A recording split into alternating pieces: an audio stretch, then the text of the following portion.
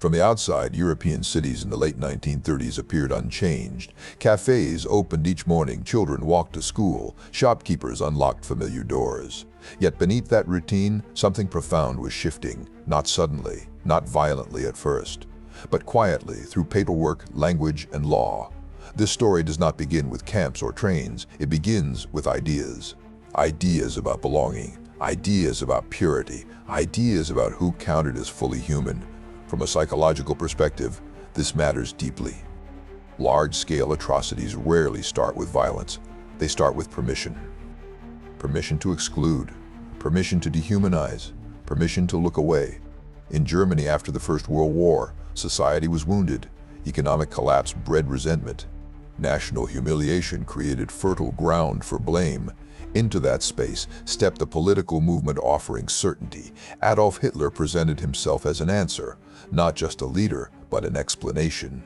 He claimed decline had a cause, and he named a group to carry that blame.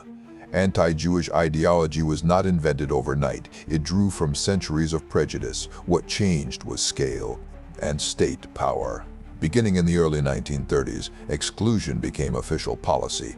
Jewish citizens lost jobs, they lost professional licenses, they lost the right to participate in public life. The Nuremberg laws formalized this process. Marriage became regulated, citizenship became conditional, identity was reduced to ancestry charts. This phase is often overlooked, yet it is one of the most important lessons. Persecution advanced through legality, through stamps, forms, and signatures. Experts in social psychology describe this as bureaucratic violence, harm delivered without physical force, pain enacted through systems rather than fists. Families noticed changes gradually. A shop no longer allowed Jewish customers. A school quietly removed Jewish children. A neighbor stopped making eye contact. These moments did not appear dramatic in isolation. That is precisely why they worked. For many Jewish families, leaving seemed like the rational choice. But escape requires resources and destinations willing to receive refugees. By the late 1930s, those doors were closing. Visas were denied. Borders tightened. Hope narrowed. Then came Kristallnacht, a coordinated eruption of destruction across Germany and Austria. Synagogues were damaged, homes were invaded, lives were shattered in a single night. Authorities framed it as spontaneous outrage. In reality, it was organized, and it marked a turning point. Around 30,000 Jewish men were detained, not because of crimes, but because of identity. From an educational standpoint, this moment is critical. It normalized mass detention, it tested public response, and it revealed how quickly violence could be excused. After this, separation accelerated. Jewish families were relocated into restricted districts. These areas became known as ghettos. Life there was defined by scarcity, food was limited, movement was controlled. Uncertainty became constant. Psychologists studying survivor accounts note a recurring theme. Time collapsed. Future planning disappeared. Life narrowed to daily survival. What happened next was not always visible to the outside world. Trains departed, records were incomplete, communication stopped. One location later became a symbol recognized worldwide: Auschwitz. At the time, it was described as a labor facility. Language concealed function. This pattern repeated across occupied Europe. Destinations were obscured, intent was disguised, compliance was enforced through fear and confusion. Upon arrival, families were separated, belongings were confiscated, names were replaced with numbers. Survivors later described this as identity erasure, a deliberate dismantling of self. Designed to break resistance, those deemed able to work were assigned labor, others disappeared from records almost immediately. The absence of explanation was intentional. From a criminological standpoint, this was industrialized harm, not chaotic violence, but organized, scheduled, and managed. The Nazi leadership referred to this system as a solution. That word mattered. It framed human lives as a problem to be resolved. Understanding this language is essential. Words shape moral boundaries. When people become abstractions, cruelty becomes easier. Primo Levi, a survivor and later author, reflected on this reality. He described a world stripped of meaning, a place where dignity was systematically removed. His testimony offers something vital, not spectacle, but insight. He did not write to shock. He wrote to explain how ordinary people endured extraordinary conditions. This chapter is not about numbers alone. Although the scale was immense, it is about process, how exclusion became routine, how silence became complicity, how institutions enabled suffering without constant force. These mechanisms are not confined to history. That is the uncomfortable truth. This case teaches us about warning signs, legal discrimination, dehumanizing language, gradual normalization of cruelty. By the time violence is visible, prevention has already failed. As the Second World War progressed, the machinery expanded. Occupied territories were absorbed into the system. The scope widened beyond Germany itself. Yet even then, many did not fully understand what was happening. Information was fragmented. Disbelief acted as a psychological shield. This is another key lesson. Human minds resist unimaginable realities, especially when acknowledging them demands action. By the mid-1940s, the war began to turn. Allied forces advanced, camps were reached. What they found challenged comprehension. Not because of spectacle, but because of systematic absence. Communities erased, families gone, records incomplete. The Holocaust did not end with a single moment. It ended unevenly, gradually, painfully. This opening chapter establishes one essential truth. The Holocaust was not a sudden eruption of evil, it was a progression. And that progression depended on psychology, on compliance, on fear, on silence. The question that follows is unavoidable. How did this system sustain itself for so long, and why did so many fail to stop it? To understand that, we must look closer at the mechanisms and at the human behaviors that allowed them to function. What followed did not arrive all at once. It unfolded in stages, each one framed as necessary, temporary, or unavoidable. Authorities described relocations as protective measures. They claimed labor assignments supported the war effort. Language softened reality. From an investigative standpoint, this phase reveals how systems conceal intent. Paperwork created distance between decision-makers and consequences. Responsibility became fragmented. Transportation networks were repurposed. Human beings were reduced to cargo classifications. Eyewitness accounts described journeys marked by uncertainty. People were told they were being moved for work. Others were promised reunification later. Psychologists call this false reassurance. It lowers resistance. It delays panic. Upon arrival, the process was immediate. Orders were shouted. Directions were unclear. Families were separated within moments. Survivors later recalled the confusion as deliberate. Disorientation prevents coordination. It breaks social bonds quickly. Personal belongings were taken under the pretense of organization. Clothing was removed. Names were replaced with identifiers. This step mattered psychologically. Identity anchors people to meaning. Removing them accelerates compliance. Those deemed fit were assigned labor. Workdays stretched endlessly. Exhaustion became constant. Others were removed from the system almost immediately. Records stopped. Questions went unanswered. From a forensic documentation perspective, absence is evidence. Missing files, unexplained gaps, unaccounted transfers. Historians later reconstructed these patterns through survivor testimony, through transport manifests, through bureaucratic inconsistencies. The system relied on predictability, routines repeated daily. Violence became normalized through repetition. Guards followed procedures, clerks filed reports, engineers maintained infrastructure. This is one of the most disturbing lessons. Extraordinary harm can emerge from ordinary roles. Experts in moral psychology refer to this as role absorption. People prioritize task completion over ethical evaluation. Outside the camps, daily life continued. Factories operated, families gathered, news was limited and controlled. Information traveled slowly, rumors sounded unbelievable. Denial felt safer than certainty. This dynamic protected the system. Silence reduced pressure. Distance reduced empathy. Resistance did exist. Some individuals hid families. Others forged documents. Many paid with their lives.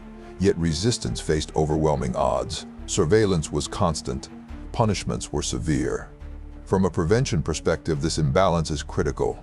Systems that punish dissent disproportionately discourage intervention. As the war intensified, labor demands increased, conditions worsened, survival rates declined, medical care was minimal, nutrition was insufficient, illness spread rapidly. Survivors often describe time as distorted. Days blended together. Seasons lost meaning. Psychologists recognize this as trauma-induced temporal collapse. When survival dominates, the future disappears. Despite this, small acts of humanity persisted. Shared food, quiet conversations, remembered names. These moments mattered. They preserved identity. They resisted erasure. Meanwhile, Allied intelligence began collecting fragments, intercepted communications, aerial reconnaissance, escaped prisoner reports. At first, the scale was doubted. Analysts struggled to reconcile reports with existing assumptions. This hesitation reveals another warning sign. When evidence contradicts worldview, disbelief often precedes action.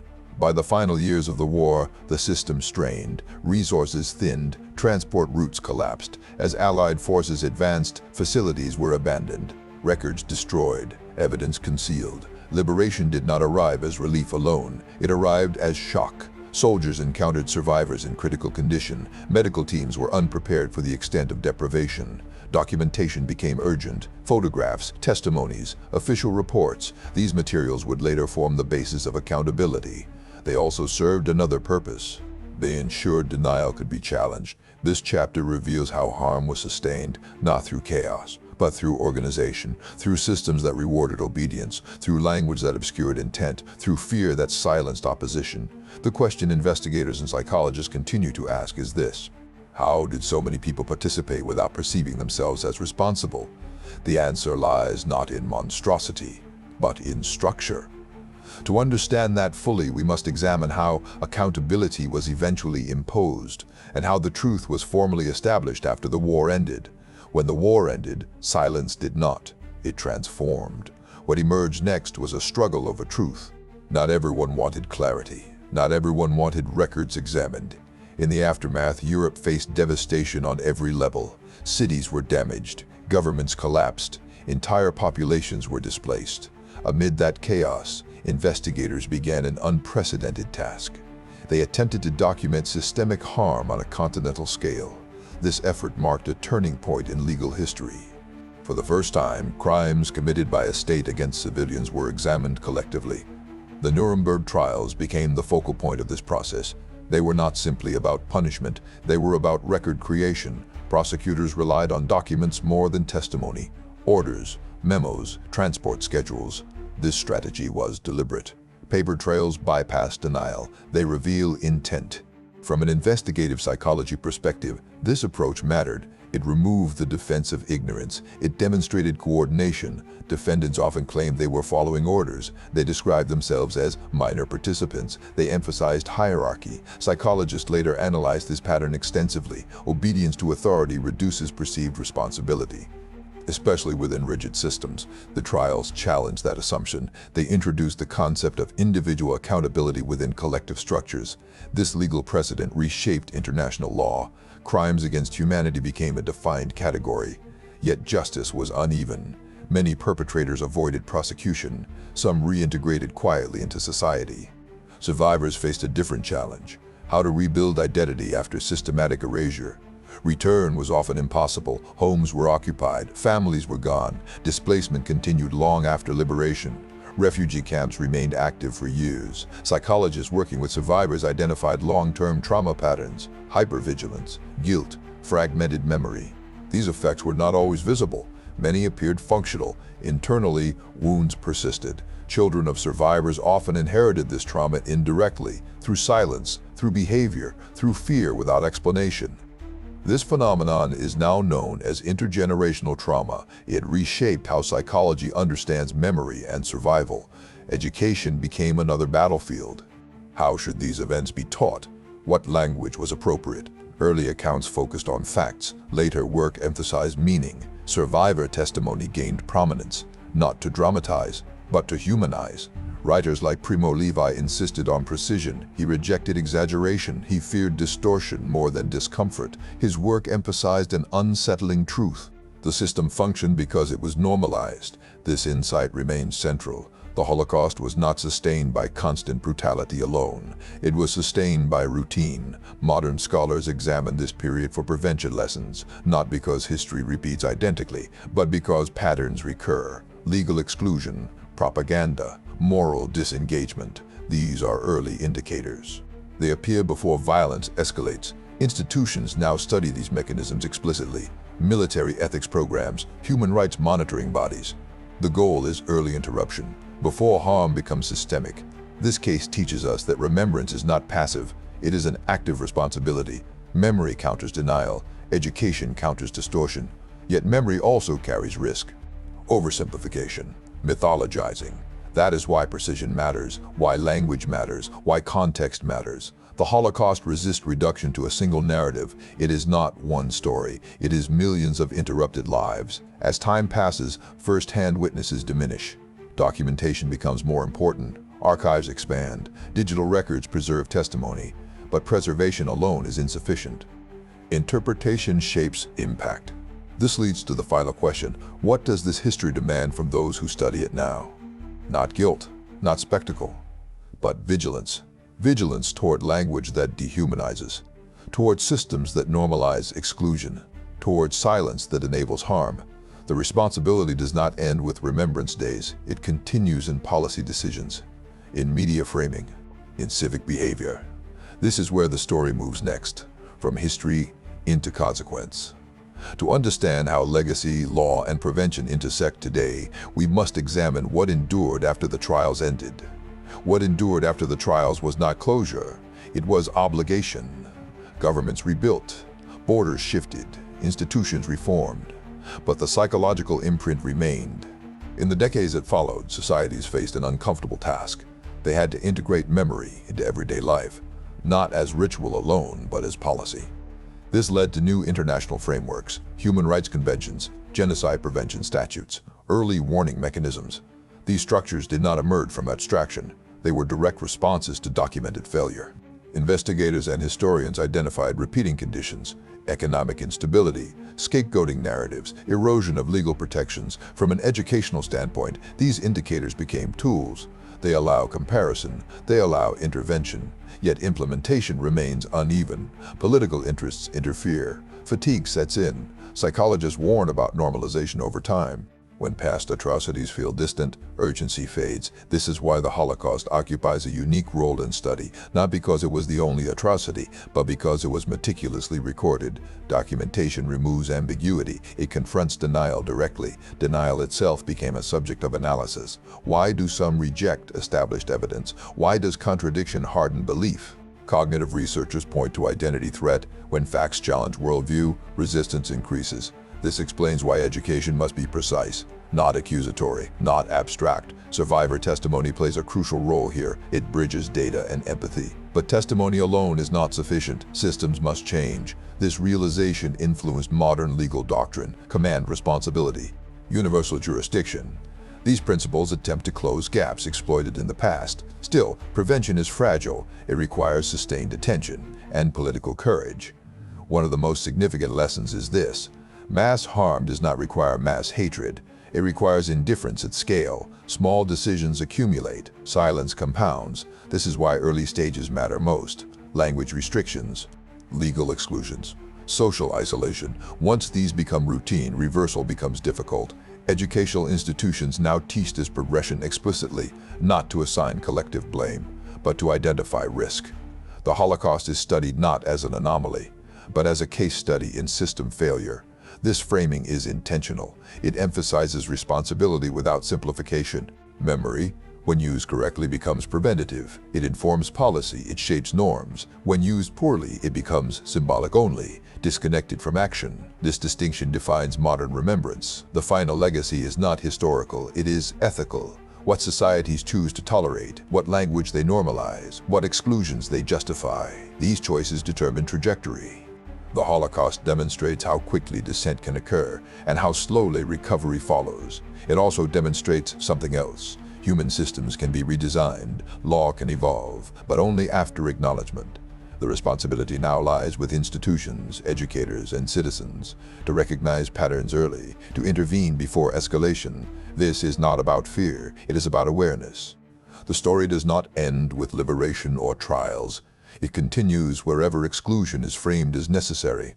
That is why this history remains relevant, not as a warning from the past alone, but as a measure for the present.